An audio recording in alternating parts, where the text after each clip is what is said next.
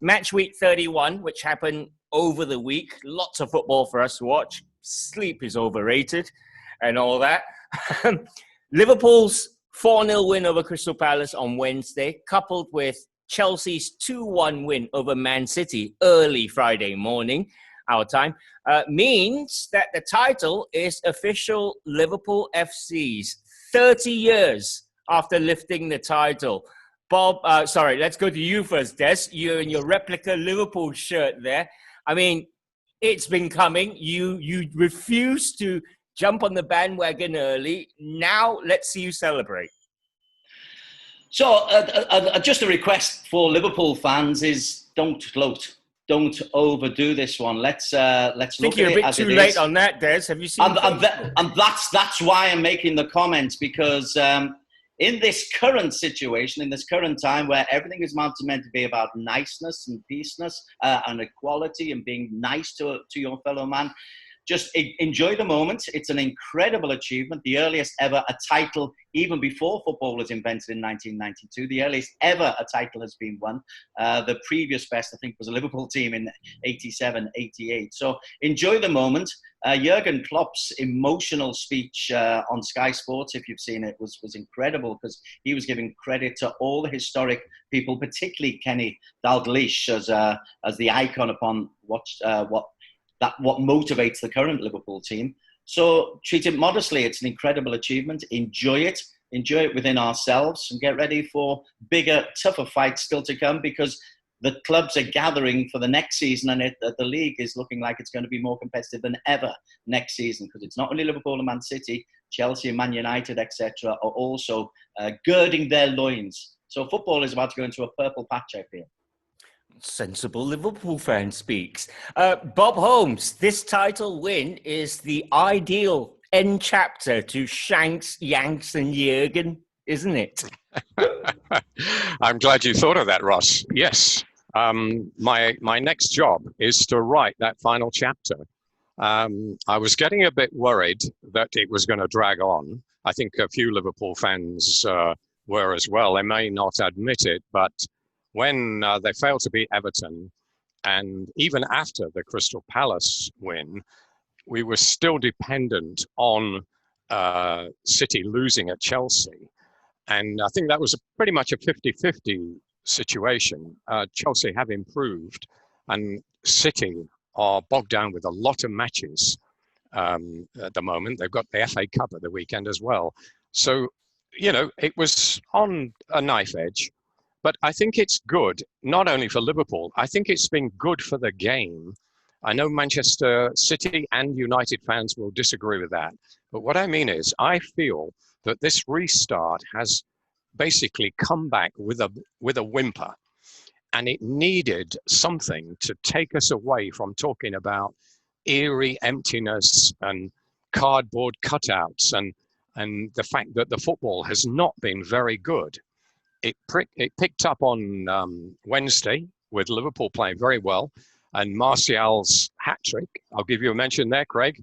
That was a noticeable step up, I think, in performance from previous matches.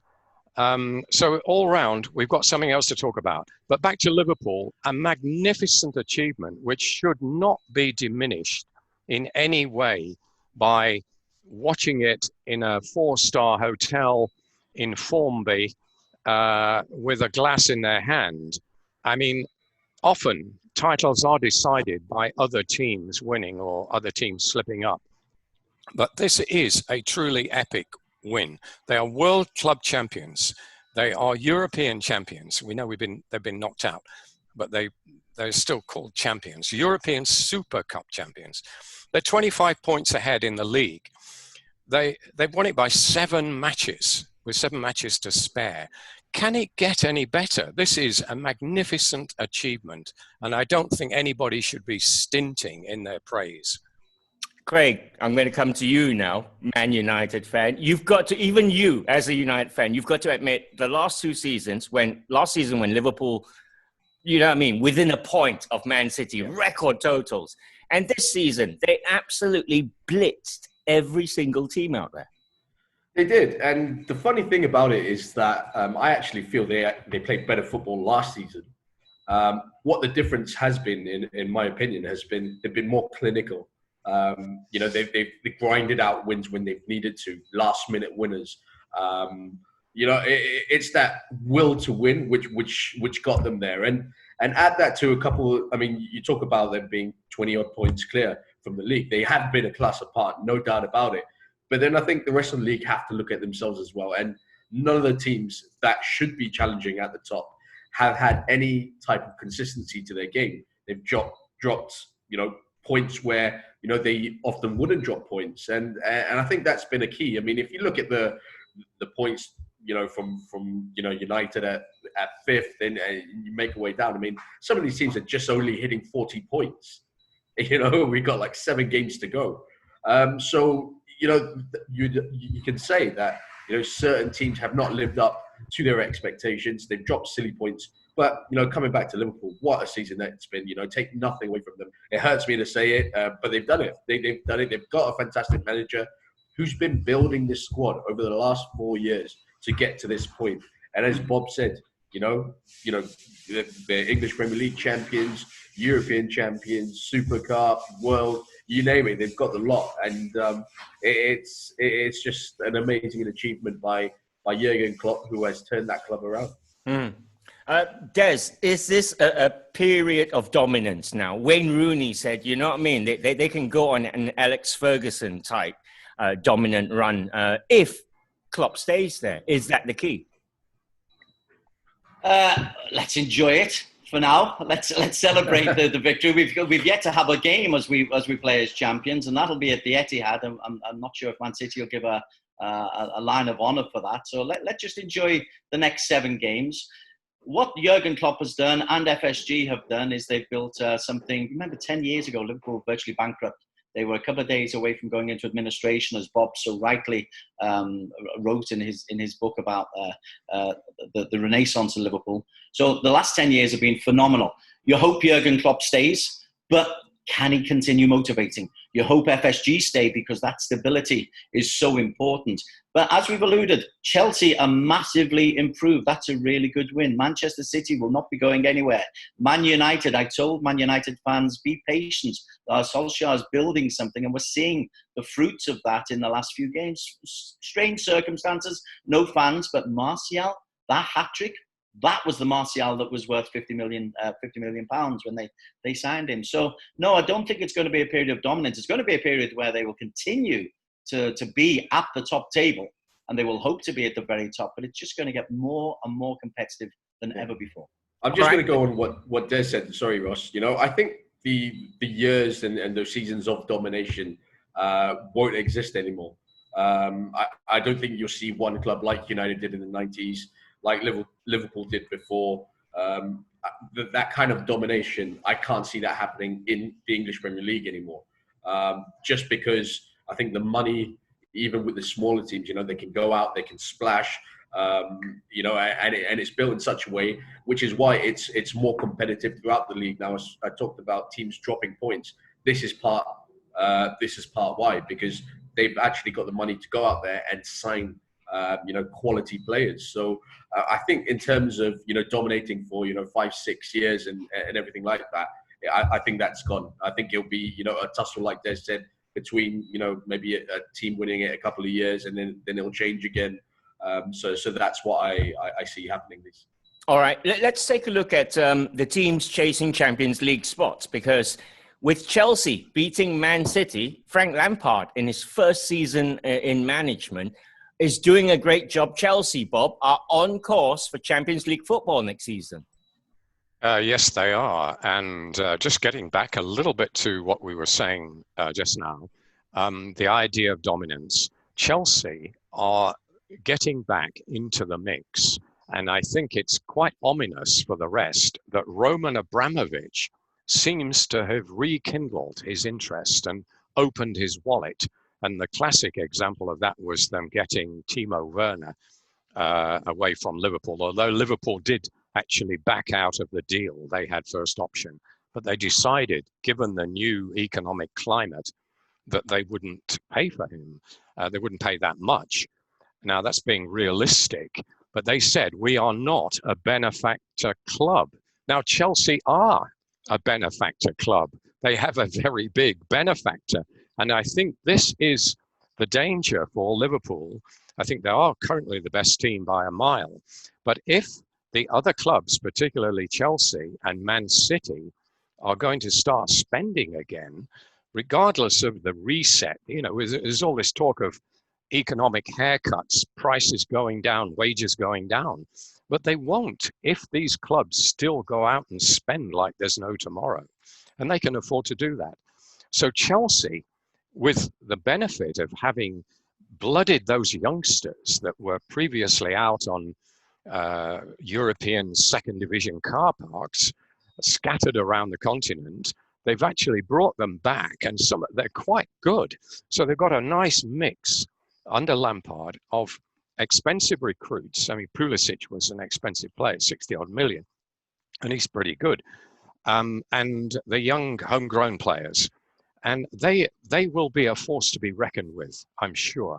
And Manchester City, it'll all depend on the verdict in the European court, whether they are banned for 2 years from the European football.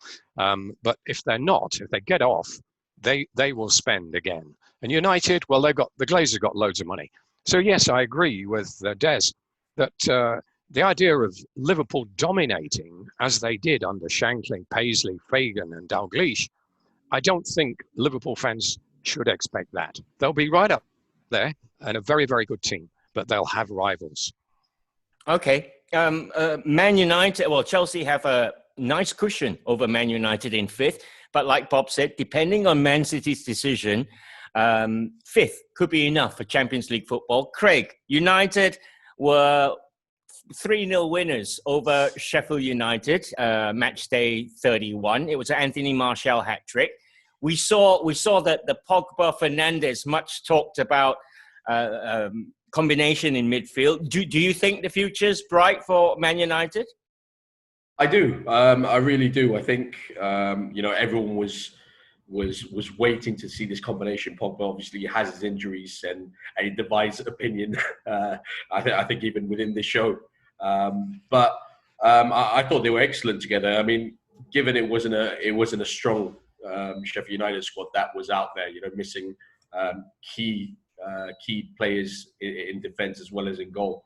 But I thought United moved the ball really well. The combinations between, the forward men were fantastic. The front five were just unplayable in terms of Pogba, Fernandes, Rashford, Martial. And then we had Mason Greenwood on the right. That position is still one I think United can strengthen in. But I thought Nemanja Matic was fantastic as well in that anchoring role. He allowed Pogba, Fernandes to have that freedom to play with each other, to venture forward, make those late runs, and I think this is the kind of United side that Ole wants to see.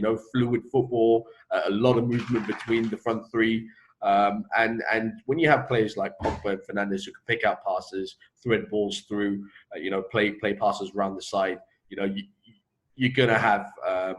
You're going to have a chance. And I think, with a couple more additions there, I think, United could next season just be up there and pushing a lot more than they have this season. All right. Before we leave off United, Dez, talk about the goalkeeper. He's highly paid, David De Gea. High-profile mistakes in the last few seasons. There's a lot of talk about Dean Henderson coming back and being the number one. Should that happen next season? David De Gea is world-class, international class, proven international class. Yes, he's made mistakes. Goalkeepers do make mistakes. If he carries on making mistakes, then his place is in jeopardy. But he's almost irreplaceable. He was Man United for the 3 previous seasons. You've got to allow people to occasionally just drop down. Otherwise, if you drop a goalkeeper every time he makes a mistake, even Alisson wouldn't survive that long. So yeah, De Gea's quality. Always has been. Well, no, he hasn't always has been. Since the first dodgy year, he's been incredible for Man United. They'd be daft. He's a great base on which they should work. Okay, quick look at Tottenham Hotspur, who are 4 points behind United, chasing the Champions League spots, Bob. They had a 2-0 win over West Ham in midweek. Their first win in 12, I believe. But the league is such that they are 4 points off the Champions League chasing spots. And what do you think? Mourinho's Spurs here. There's a lot of talk about Harry Kane doesn't fit into the system, but he scored a beauty. Yes, he did. Very important goal for him and Spurs. I mean, he didn't do much in his first game back, did he? Hardly noticed him on the field. He seemed way off the pace. And in this one, he got the long through ball to latch onto, and he made no mistake. And you could see from his reaction, the relief was palpable. And I think Mourinho also felt very glad to see that ball go in. So we can't say that he's back. A goal doesn't give you fitness, but it can give you confidence. And I think we will see him playing for the rest of this season, and he'll work his way back to form. And I mean, having him at the end of the season is a bit of a bonus for Spurs, because he's normally injured by this time, isn't he?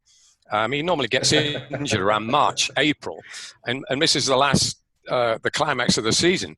Thanks to the lockdown, he managed to get fit. So everybody else is back. Son is there, and Ali.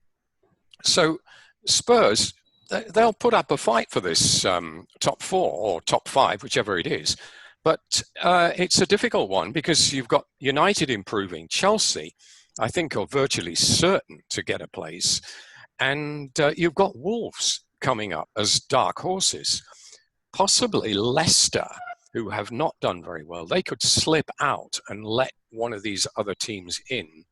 Leicester have been nailed on for a Champions League spot for most of the season, but they haven't come back very well.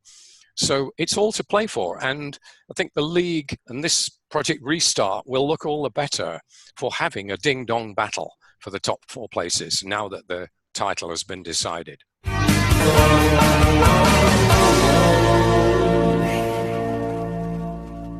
All right, Newcastle United 1, Aston Villa 1 was the first point for struggling Villa, especially for you, Gogs. Yeah, I mean, they're fighting relegation. It was a point against in-form Newcastle. So, Des, it was a good point for Villa. Oh, any point's a good point. It's a real dogfight down there, isn't it? But Villa just looks so bereft of ideas. It's try and get the ball to Grealish and hope for the best. Seems to be the only philosophy that they have.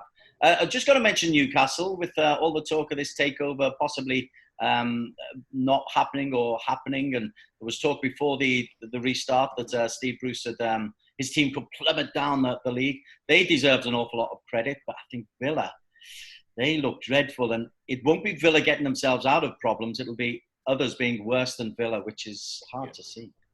Okay, so to wrap up match week 31 then, Leicester had a goalless draw against Brighton. That's what Bob meant by Leicester stuttering. Spurs were 2-0 winners over West Ham. Man United 3-0 over Sheffield United.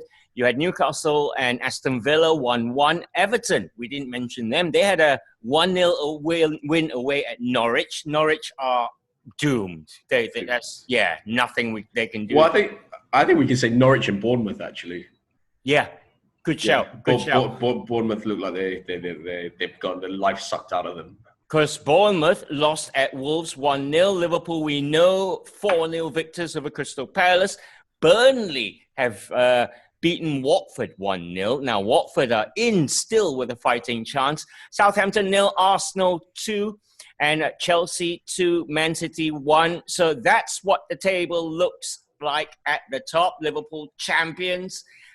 Record points total they are chasing. Yeah, Des, put your arms down.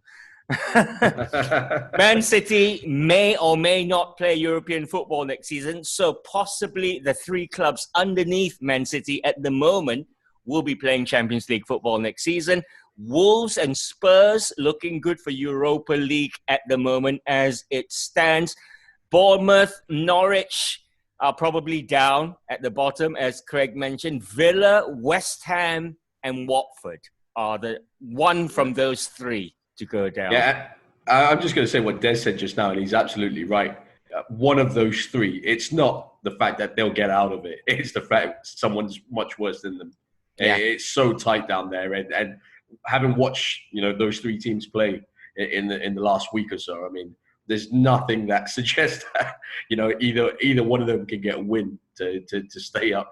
And I think it might just be that if they get lucky, into the last minute, and there's a goal mark scramble, and the ball just goes into the back of the net, and that keeps them up. I think it's just going to take one win.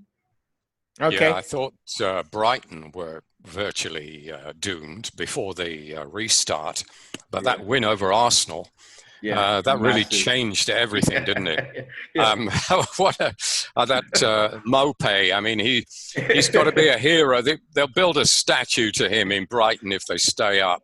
And then he's off the penalty the next game. Still basking in the glory, I think, yeah.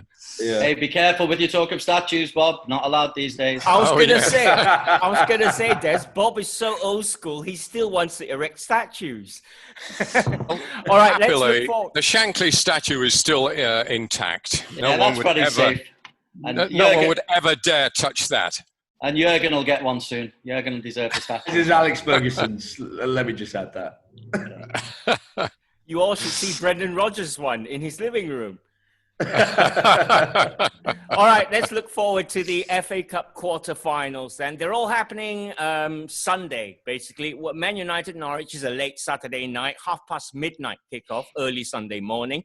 Now, Norwich, assuming they are already doomed, Daniel Farke, in their last game, actually rested players. Pukki didn't play, So, which got people thinking, is he trying to focus on the FA Cup? Can Norwich do one over resurgent Man United, Des? Hope so. Of course, I always hope so. So the comment about the quarterfinals is that everyone says the big clubs don't take it seriously. And then when it gets down to the quarterfinal stage and the semi-final stage, wow, all the big clubs, Liverpool apart, are in there. And you hope for the FA Cup that Norwich can do what Brighton did in '83 and make it through to the final, or do what Wigan did even more recently and get through to the final, even in a relegation zone. So the football romantic in me, getting away from the big five who seem to have forgotten all about economic problems, or big six, forgotten about economic problems that are afflicting the rest of the world. I'd love to see a Norwich or one of the outsiders make it through to the final. If it's at Man United's scalp, even better. Spoken like a true Liverpool fan, Craig Morraies? Most definitely. Do you reckon Ole Gunnar Solskjaer, because the games are coming quite thick and fast now, right? Do you reckon it'll be a changed team for the FA Cup against Norwich? Yeah, I do. I really do. I mean, I know he took the 5 off, towards the end of that match against Sheffield United, but I do expect, Mata getting a chance. Right, Daniel James to maybe start, maybe Igalo to start up front as well. I think if you look at the rules, they've even changed the FA Cup rules. So if it goes into extra time, you can actually use a 6th sub now for the FA Cup. So I think with Ole being allowed to use 5 subs, he'll have his resources on the bench should he need to in the likes of Martial, Rashford, Pogba. I expect some degree of rotation. I think going back to Norwich's side, their lineup over the weekend suggested that they've more or less given up on trying to survive in the Premier League, and attention focused on the FA Cup, which is fair enough. You can't argue that. At some point you just got to say, hey, let's just go on a cup run and try and make the most out of a bad season. Yep. Okay.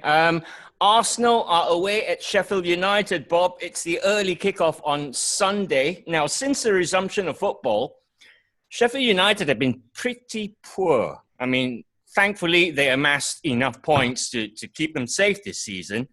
But we've seen in the last 2 games, well, actually can probably say the same for Arsenal, apart from the fact that they won last time out 2-0. So Arsenal maybe with the edge in this one for you, Bob? Yes, I think so. Sheffield United have been playing as we thought they might play when the season started. They were most people's favourites to go down. They had some players that they had in the third tier of the league when they came from League One, still there and not looking too out of place, it has to be said. Great credit to the manager, Chris Wilder. Done a fantastic job. But I think perhaps they were flattering to deceive a little for much of the season, and maybe they are now falling back to their true level. I mean, happily, there's no threat of relegation or anything, but the prospect of playing in Europe seems to be disappearing quite fast. Even the Europa League is now looking a little bit distant for them, but they've still had a great season. I mean, even if they lost every game from now on, it would still be considered a pretty decent season. So yeah, they are found wanting. There's not quite enough class there on the pitch. Their best player, the goalkeeper, also was no great shakes against Newcastle. I mean, he didn't play against United, did he? For obvious reasons, because he's a United player. But getting back to the earlier discussion, the idea of Dean Henderson replacing David De Gea is quite laughable in my book. I think that should be the end of the matter. Keep him at Sheffield United. Getting back to the game, Arsenal will have been buoyed by that result at Southampton.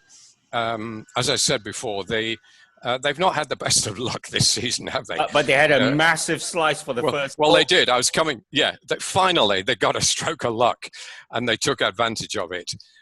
Classic goalkeeping howler, wasn't it? So they've steadied, and yeah, I mean the FA Cup is something that Arsenal have won more than anybody else, isn't it? Yeah. You know, even during the duller Arsene Wenger years, they often managed to win the FA Cup, and it was like the only bright spot of the season. So they'll be eyeing that. It'd be feather in Arteta's cap, wouldn't it? Absolutely. To get that in his first season. So I think I definitely put my money on Arsenal in this one. Sheffield United Arsenal is an 8 p.m. kickoff on Sunday. Leicester versus Chelsea is your 11 o'clock game on Sunday night. Now, Leicester certainties for top four finish at one point. They're being reeled in. We talked about their form dipping. Do you reckon, Dez Corkhill, that this FA Cup quarterfinal can kick them back into form? Oh gosh, I was confident that Leicester would kick on. I would have thought Brendan Rodgers would have had his team firing after the lockdown. It hasn't really worked like that. This is almost make or break. If they get through, fabulous. Everything's good, and Leicester, big occasion. If they lose, this could have a serious impact on their league title, their Champions League run-in as well. Because yeah, although they have a lead in third place, couple of bad results and it changes. So I think this is make or break for Brendan Rodgers' Leicester this season. But Chelsea just too good. I think Chelsea are a real team in the making. So no, bad news for Brendan. Absolutely. Craig, a bit about Chelsea. If Frank Lampard can win the FA Cup coupled with their very high finish in the league, what a season. Considering transfer ban he's gone through, it's super Frankie Lampard, right? Yeah, definitely. It was a gamble taking Frank Lampard, let's be honest, but they've taken him based on his relationship on the club, and you know he was a youth coach there as well, and you know it was the right choice, I think, for them in the circumstances that they had. They couldn't go out, they couldn't sign players. He knew the young players coming through. He knew how to blend them in. He'd worked with them before, and you got to say, it's worked a treat. Now, I think coming into this match, from Chelsea's point of view, it would be how much rotation that they're going to use. Because if you look at the last few games, it's been a structured side. They've had their set players. I think that Frank Lampard might actually tinker a bit here, and if he does so, and I know they've got quality names coming into the side should he do that. But I just think, Leicester, I think Chelsea go into this as favourites, but I think Leicester can kind of get the season back on track. And I think Brendan Rodgers will pull an upset here. I'm going for a Leicester win. All right. Leicester, Chelsea, Sunday, 11 p.m. kickoff. Bob Holmes, Newcastle, Man City is the last remaining quarterfinal. If you believe Pep Guardiola, he's putting a lot of importance on this one. I think the Thursday game against Liverpool will just feature Phil Foden on his own. But, I mean, Pep's a serial winner. He's close to get to an FA Cup win here. He's not going to give that up, right? No, you wouldn't think so. But I think what we probably didn't realise was just how many matches City had to pack in to the first couple of weeks of this restart. By the time they meet Liverpool on next week, whenever it is, it's Thursday morning, I think, our time, next week, they will have played 5 matches to Liverpool's 2. That's a bit of an imbalance, isn't it? It's partly explained by the fact that they had that one extra game to make up. That's one. And then the other one is the FA Cup, which Liverpool are not in. So that's 2. But even so, they've had a very crowded few days. And whether he will rotate just to preserve some fresh legs, or say this was a league match, he might well rotate.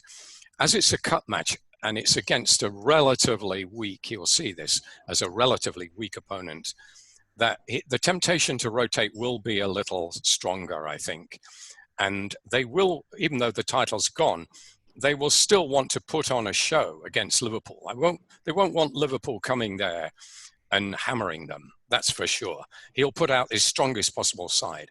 So given that, I think you'll see a relatively different looking Man City for this game, which will give Steve Bruce a chance. Newcastle, I know they've got no worries about relegation or anything, and they're going all out for the highest possible place they can get in the league. But the Cup presents an opportunity, and anyone from Newcastle knows that historically Newcastle were a great Cup team. I remember them winning it 3 times in my childhood, and that is going back a long time. Back in Milburn times, yeah. They still talk about it up there. They won it 3 times in 5 years. Imagine that. Just going on that rotation, Bob, that you said. I mean, it's funny that you bring that up because and think that Newcastle have a chance because they I think against Burnley they made 9 changes to their squad. And they came out 5-0 winners. They were 3-0 up at halftime, I think it was. And that was their second team, effectively. I think it was only Edison and but the red card helped them there in that game. Yeah. Well, they probably play the third team against Newcastle. They already played them off the park. I mean, they were comfortably by then. But do they have a chance? That was their second team. But then City, though, that's a massive scalp. If Newcastle beat City, then Newcastle got to be favourites for the Cup.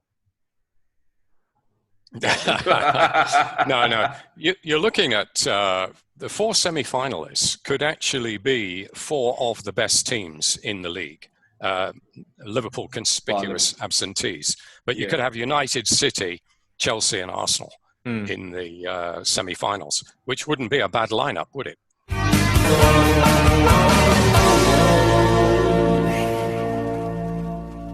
Let's wrap up the show with predictions from the guys.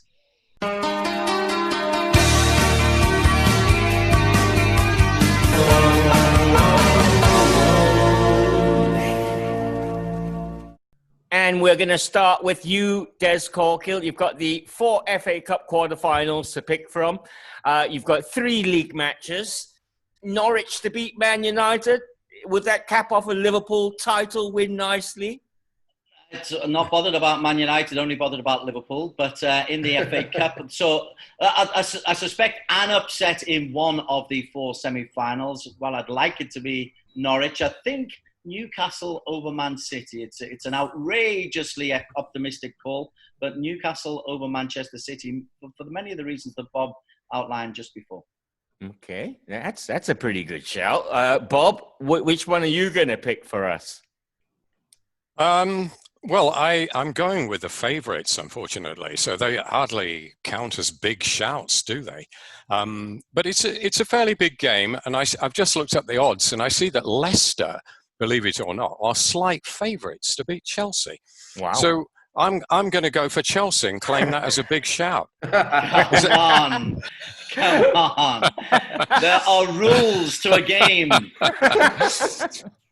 All right, that's a very loose big shout there from Bob Holmes. We've had worse. Come on, we've had worse. What about you, Craig? Yeah. I mean, just go back to the same game that Bob has pointed out. Leicester, Chelsea. I called it just now. I think Leicester can spring a surprise here. Well, that is worse because they're favourites. Well, I don't know. I don't understand how they are favourites after Chelsea just beat Man City earlier this morning. But saying that, if Chelsea are underdogs going into this, then I might just put a little wager on myself and Chelsea and see what happens there. But I think Leicester can pull off an upset here, and I'm going with them. I think it'll be a really good game. I think it'll be a 3-2 game. Nice. We might see some goals here. Yeah. All right, brilliant stuff. And that's it for this week. Many thanks to Dez Corkhill. Big word out for Liverpool. Delighted to be champions after a long wait. Also a very serious note to end on. There's a missing persons report out for Gary Neville. Please, can you just try and help find Gary Neville? He's gone missing. He's on the plane to Papua New Guinea. What are you on about? He's on the plane to Papua New Guinea. I'm really concerned about the fellow. Really concerned. He's just gone into self-quarantine for the rest of the season. Many thanks as well, Bob Holmes. Have a great weekend. Cheers. All the best, guys. And to you, Craig Morraies. Thank you very much. Enjoy the FA Cup, and congratulations to Liverpool. Yeah, thanks for watching, everyone. Bye-bye. Now then, the referee looks at his watch, and his second now. It will all be